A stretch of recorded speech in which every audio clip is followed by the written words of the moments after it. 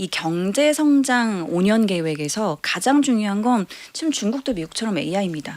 어떻게 AI를 할 건지 네. 중국이 AI를 얘기할 때 강조하는 단어가 하나 있거든요. 저는 좀 이게 무서운데 인내 자본이라는 얘기를 합니다. 인내 자본이요? 네. 얘들아 참아. 네, 돈을 계속 부어 넣을 게 이 얘기예요? 맞습니다.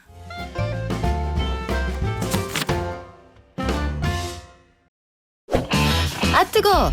이런 말이 나올 만한 증시가 코스피 말고 중국에도 있었어요. 중국의 기술주 질주가 심상치가 않습니다. 올 초에 홍콩 항생테크 지수 연초 대비 보니까 한 40% 넘게 올랐네요. 중국 본토의 인공지능 관련주 모은 건 60% 넘게 올랐습니다. 알리바바가 공격적인 투자도 예고를 하고 있고 글로벌 투자자들도 이제 다시 중국을 사랑하기 시작한 것 같은데 아직은 잘 모르겠다. 이런 분들 계시죠? 실제 현장 분위기는 어떤지 막 중국 순방을 끝내고 돌아오신 KB증권 자산배분전략부 박수현 연구위원과 함께 증시 낱낱이 분해해 볼게요. 안녕하세요. 안녕하세요. 아 오랜만에 뵙습니다. 네. 그 사이에 머리카락도 약간 다듬어서 짧아지신 것 같고 근데 지난주에 중국 기업 탐방을 막 다녀오셔서 정말 우리나라에서 지금 중국 상황 제일 잘 아시는 분인데 아니 제가 코스를 봤더니 너무한 거 아니에요? 한 주 동안 베이징, 상하이, 항저우 선전을 다 갔다 오셨어요? 네, 그래서 일주일 동안 비행기를 4번 타는 어마무시한 일정이었는데 혹시 회사에서 네. 협박당하시는 건 아니죠? 그렇죠?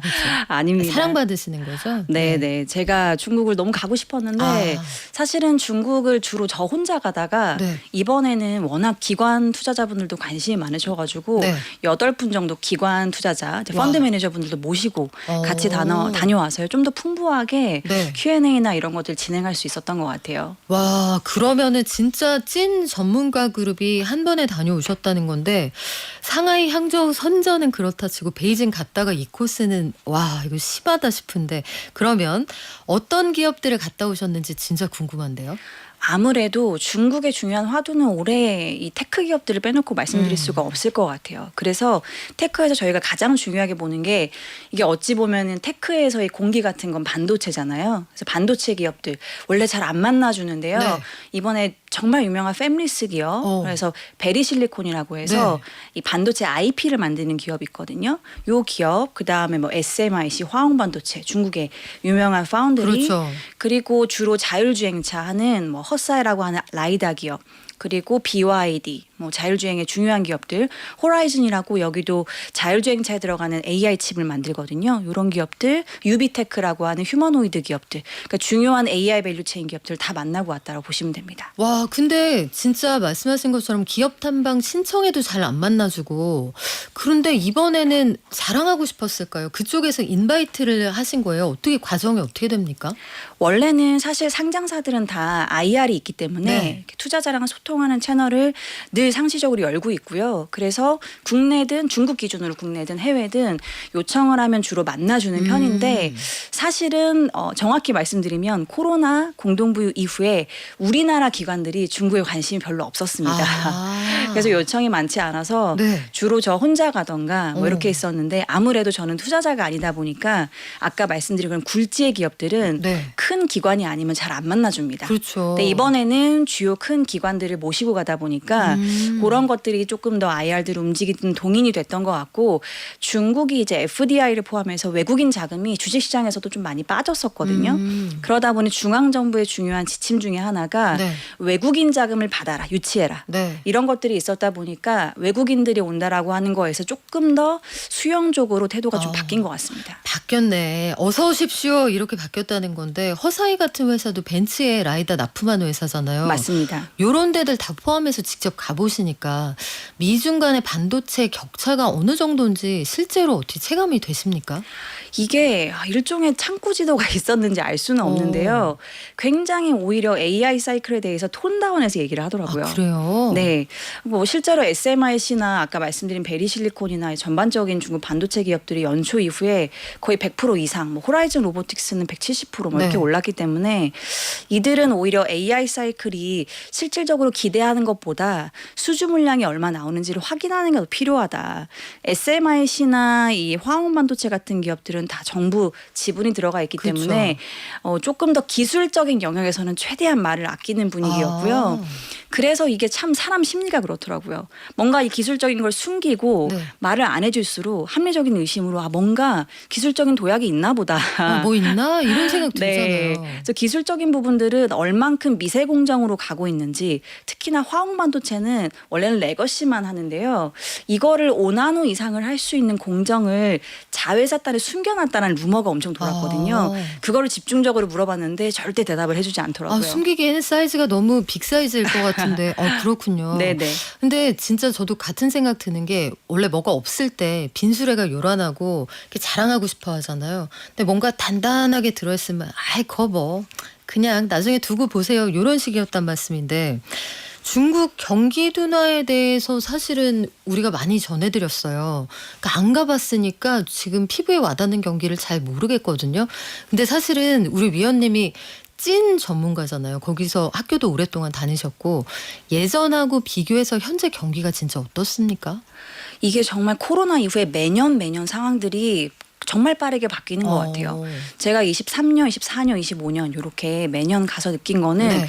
23년만 해도 외국인 찾기가 좀 어려웠습니다. 그러니까 상하이 같은 대도시를 가도 외국인이 좀 보인다 싶으면 러시아 분들, 중동 분들, 그러니까 이게 정치적인 게 확실히 연관이 있더라고요. 그런 쪽에 외국인들이 좀 많았고요. 23년 이후부터 24년부터는 조금씩 그래도 미주권 그리고 아시아권 분들이 좀 보이다가 올해는 상하이는 뭐 외국인들이 너무너무 많았습니다. 미어 터져요, 막. 특히 이제 네. 우리나라 분들 정말 많았고요.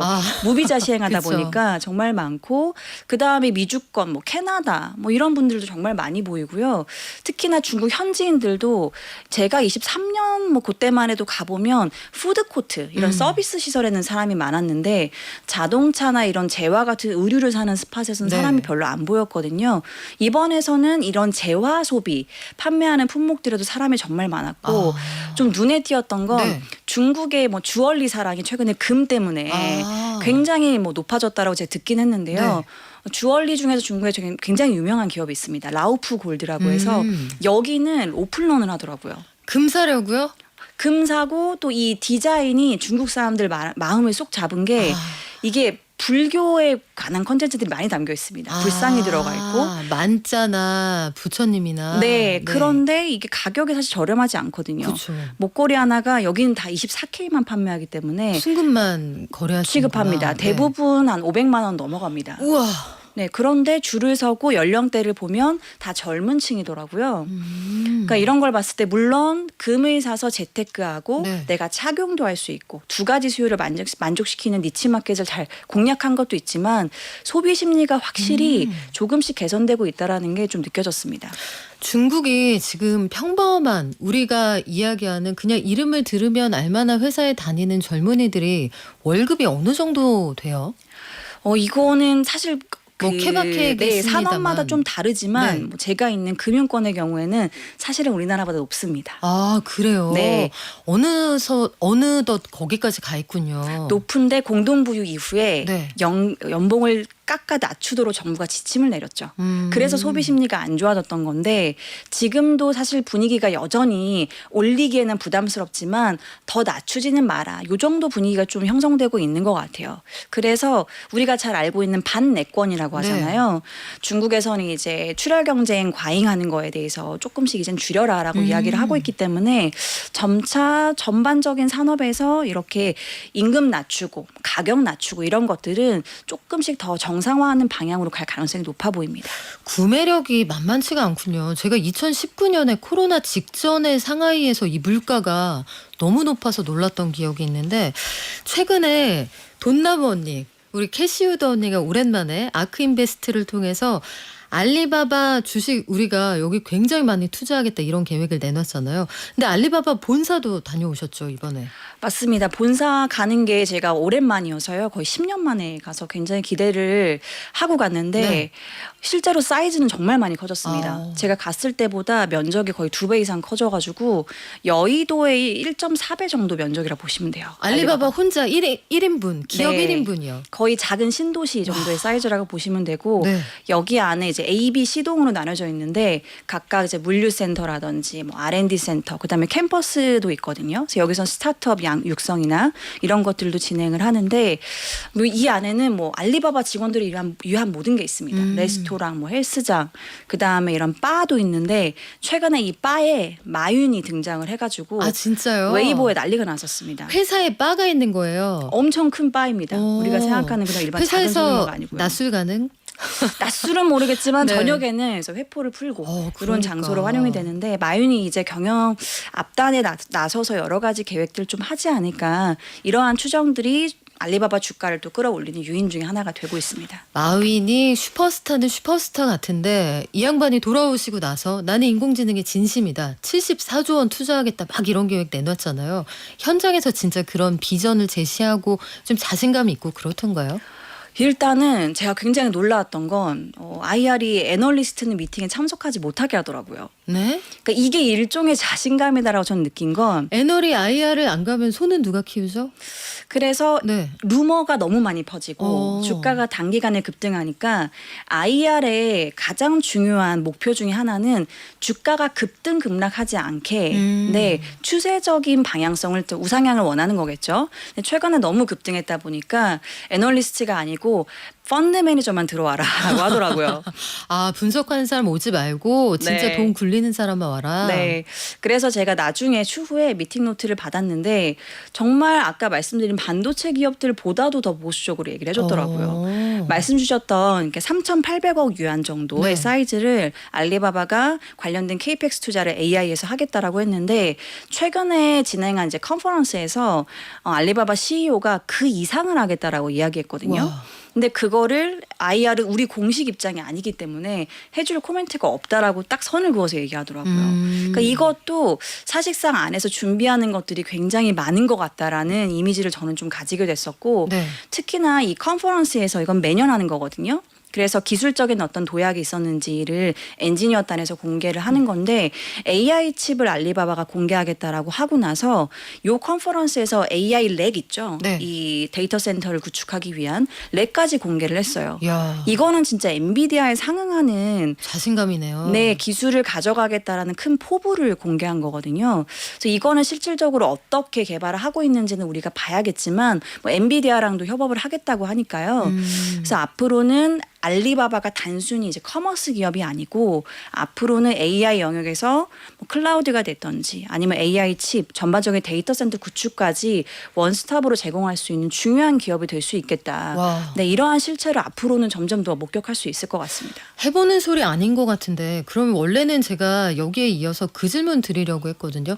인공지능과 관련해서 지금 계속 갈 수 있을까요? 중국 빅테크 괜찮을까요? 질문 드리려고 했는데 계속 갈 수 있을 것 같은데요. 이런 분위기면. 네, 맞습니다. 그리고 중국에 잘 알고 계시는 알리바바, 뭐 바이두, 텐센트, 바이트댄스 이런 빅테크들이 각자 집중하고 있는 영역들이 조금씩 달라요. AI라고 하는 카테고리도 결국엔 데이터 싸움인데 모든 전방위적인 데이터를 다 가져오는 건 사실 쉽지 않거든요. 그래서 알리바바는 커머스, 텐센트는 게임과 관련된 쪽, 바이두는 자율주행차 이렇게 좀 나눠서 진행을 좀 하고 있고요. 뭐 바이트댄스는 쇼폼을 하고 있긴 하지만 여기도 뭐 LLM 모델 같은 거 성능이 굉장히 좋습니다. 그래서 각자 세그먼트에서 중요한 AI 영역들을 강화한다고 하면 상당 기간 블루오션을 좀 가져갈 수 있겠다. 그런 생각이 좀 들었습니다. 그러면 지금 많이 올랐다고 해서 지금의 가격이 꼭지다 이렇게 너무 생각을 안 하셔도 되는 시점이기는 한데 좋기만 한 장은 없잖아요. 우리 이 시점에서 반도체나 혹은 중국 빅테크 관련 투자하시는 분들 주의하셔야 되거나 리스크 관리해야 되는 부분은 어떤 게 있을까요? 통상적으로 이 시즌 어떤 계절성을 보면 중국이 요맘때쯤에 잘 아시는 5개년 계획을 발표합니다. 그래서 10월 20일부터 23일까지 사중전회라는 걸 하는데요.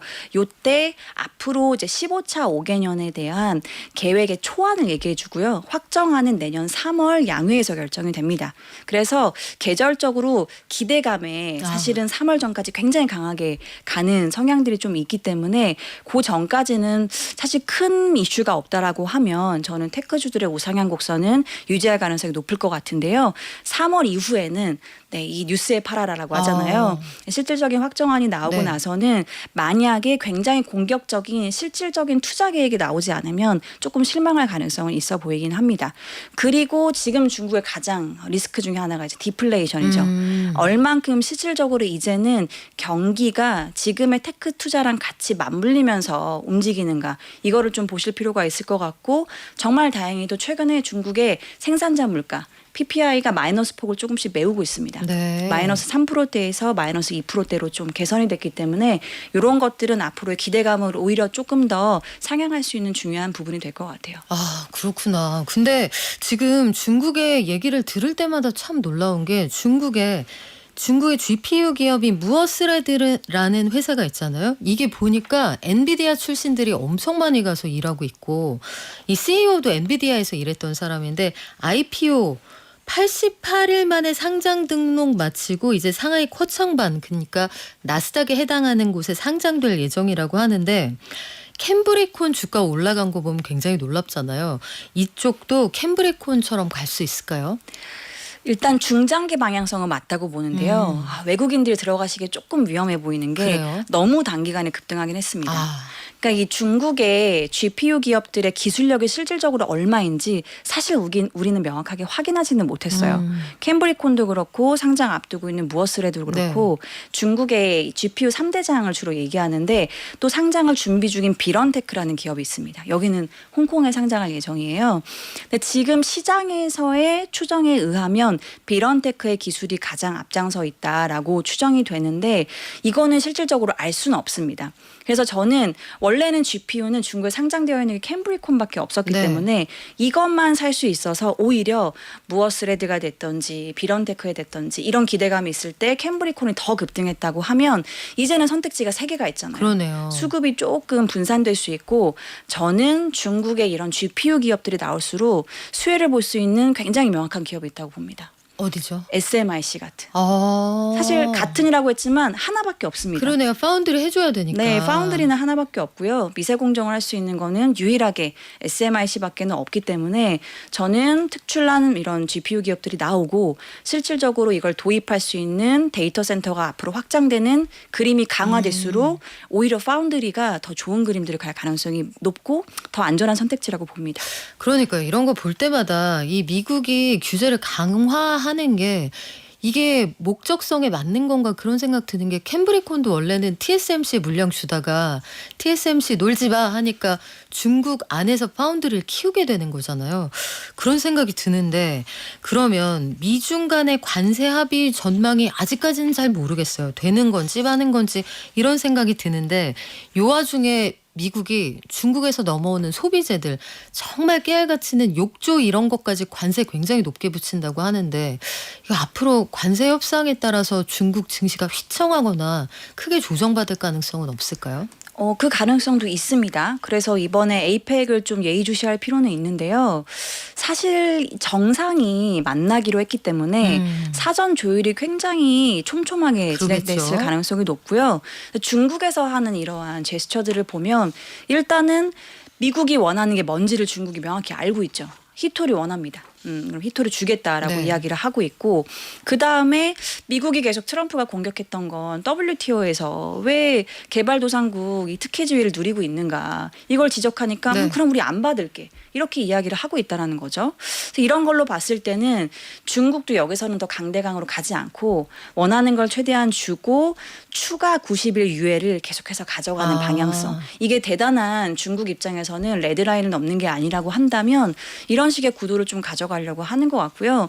트럼프도 지금 셧다운이니 뭐니 뭐 신경 쓸 게 굉장히 복잡하죠. 많습니다. 네. 그렇기 때문에 일단 에이펙 전후로는 상당 기간 좀 이 90일 유예를 추가로 해서 미중 갈등은 여기서 더 격상시키지는 않을 것 같습니다. 그러네요. 양쪽 다 자국의 절대 존엄인데 사이가 되게 나쁜데 어깨동무하고 사진 찍은 건 좀 어색하잖아요. 경주 선언 이런 걸 예고를 하고 있는데 그러면 요 와중에 추석 연휴 때 중국도 한 일주일 쉬고 그거 지나고 나면 사중전회가 있는데 요거는 우리가 어떤 부분을 좀 주목해서 보면 될까요? 사중전회가 사실 5년 계획을 짜지만 이 경제 성장 5년 계획에서 가장 중요한 건 지금 중국도 미국처럼 AI입니다. 아, 어떻게 AI를 할 건지. 네. 중국이 AI를 얘기할 때 강조하는 단어가 하나 있거든요. 저는 좀 이게 무서운데 인내 자본이라는 얘기를 합니다. 인내 자본이요. 네. 얘들아 참아. 네, 돈을 계속 부어 넣을 게 이 얘기예요. 맞습니다. 이게 밑빠진 독인지 아닌지 모르겠지만 어. 인내에서 계속해서 AI만이 우리가 살 길이다. 와, 이게 무슨 인공지능도 인내 전술이네요.